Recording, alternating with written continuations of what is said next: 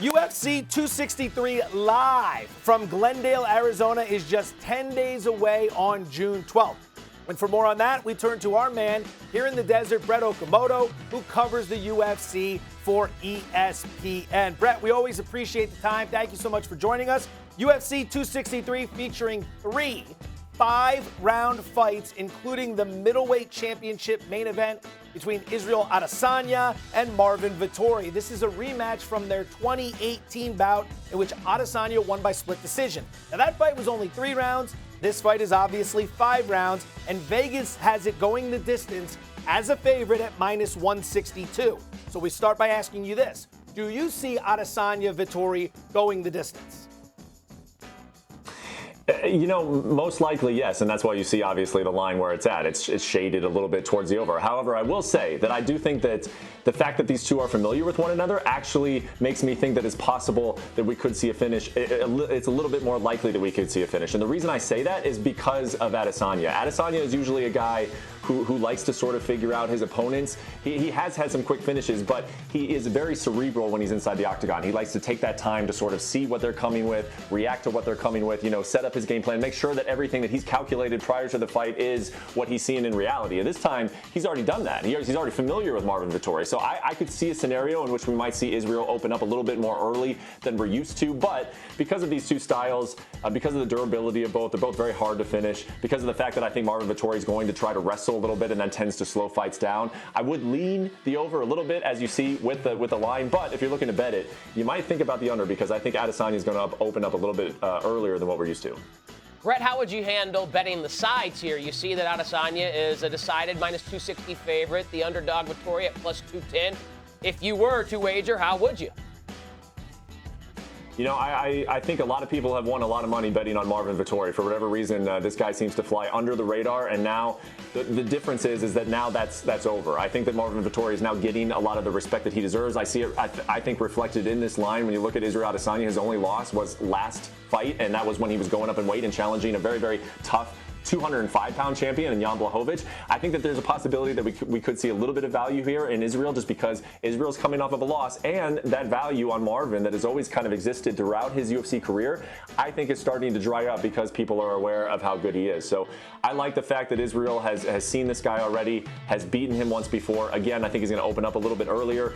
I think Marvin's path to victory is wrestling, and that is a possibility, that is a possible path that we could see.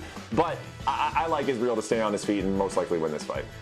Co-main event features Deiveson Figuereido taking on Brandon Moreno, squaring off for Figueiredo's lightweight title. If name-calling one fights, then Moreno would have this one in the bag. Unfortunately, it does not. Vegas says he's a +200 underdog for this one, even though he hasn't lost a fight since 2018.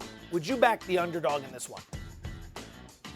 I would think about it, especially at those lines. I mean, we've seen this fight before. Obviously, that's why we're seeing it again. It ended in a draw, so the UFC had to go back to the well and make an immediate rematch. So, I mean, if you're a bettor and you're looking at that like, hey, these two fought at the end of last year and they ended up at a draw, and now I can get this guy again still at +200, what's the deal there? Well, I think the deal there is that there were some circumstances for the champion Figueiredo leading into that fight.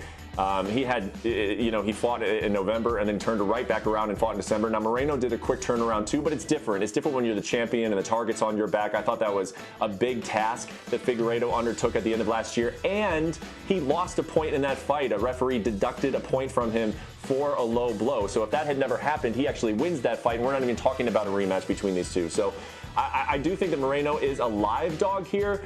But that's going to be personal preference, man. Go back and watch that fight in December. It was a great fight. You go back and watch it even if you're not going to bet on it, because it was a fight of the year, at least a candidate for fight of the year last year. And you might see some reason to bet in Brandon Moreno, but I will tell you, the Figueiredo is the favorite for a reason, even though they fought to a draw, not that long ago.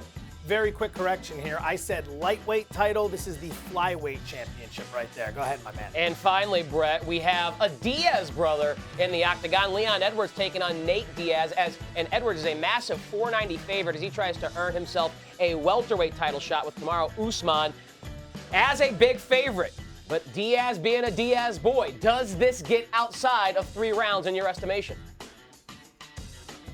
Man, Nate is a tough guy, right? Yeah. I mean, we've seen that over and over and over in his career. We saw it in the second fight, particularly with Conor McGregor. Those two went to war for 5 rounds, so he is tough to finish. Leon Edwards, not really known as a finisher, but I'm telling you guys, he's going to want to try and finish this fight. He's been a guy who has won a lot of fights, but he's never really gotten the recognition, never really gotten the respect that he deserves. So I think he's going out to try and make a statement. I would say go under. I would say go under because either Leon's going to make a statement or Nate is going to shock all of us and catch him in something and finish him out because he's not going to win a 5-round fight. If Nate wins this fight, he's going to need a finish. So if he does, might as well take it before the 3rd round. Yeah, sure. Let's take the under of the of that 5-round fight. UFC 263, 10 days away in Glendale, Arizona. Brett Okamoto, who covers UFC for ESPN, kind enough to join us here on Bet. Thanks, Brett. Great stuff as always. Thanks for watching ESPN on YouTube. For live streaming, sports, and premium content, subscribe to ESPN+.